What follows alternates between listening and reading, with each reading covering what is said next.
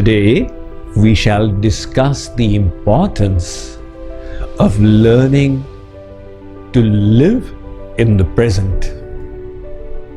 It is the present moment in which the field of life unfolds itself.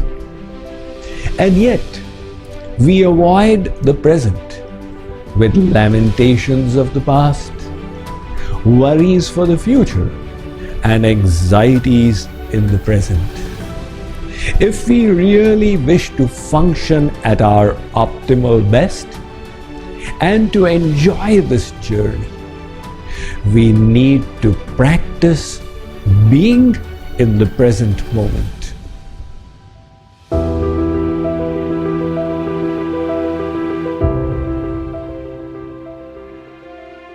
Why do we lament for the past? For reversals, for calamities and catastrophes that affected us. But these are a part of life. I've heard of the woman who came to the Buddha complaining that her son had passed away and demanding that he be brought back to life. The Buddha said he would definitely oblige if she could bring for him mustard seeds from a house where no death had ever taken place. She went to one house, then to the other, then to the third, and returned unsuccessful. The Buddha said, "This is how life is. There is birth, disease, old age, and death. Accept it without being disturbed." But you may say, "Swamiji, how can I prevent my mind from lamenting?" Consider this example.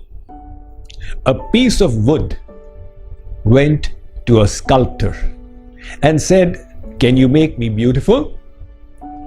The sculptor said, "I am ready. Are you ready?" The wood said, "Yes." The sculptor took out his tools and started chiseling. The wood complained, "What is this you're doing? It's so painful. Stop, stop." The sculptor said, "If you wish to be beautiful, you will need to tolerate the pain. All right, go ahead, but don't do so much in a day. Do a little every day." Now the sculptor began again. The wood kept complaining, "Enough for today. I can't bear any more." But the sculptor continued with his work, and one day that wood became a beautiful murti, a deity, and got established in the temple. In the same way, we wish to transform ourselves, the ugliness within. We wish to transform it into holiness. We wish to become beautiful and adorned with the ornaments of virtue within us. The difficulties, the hardships are God's way of beautifying us. So rather than lamenting over these reversals, we can see in them opportunities for enhancing our detachment. It's like a child who was playing with his toys and had forgotten the mother. Now, rather than fight with the child, the mother arranged for the toy to be snatched away. When it was gone, the child remembered he is hungry and he called out to his mother, who responded by coming there and feeding him milk. In the same way, we have forgotten our eternal mother, our eternal father, and we are playing with the trinkets, the sense objects of the world, the material entities. These reversals are the ways of nature for helping us turn away from the world to seek eternal life. Keeping that perspective, we can free ourselves from lamentation. As regards anxieties of the present, all we need to do is to have faith. There was once a naval officer who after marriage was going for his first voyage with his wife on the ship. Unfortunately, the ship got caught in a storm on the high seas and it was getting tossed by the waves.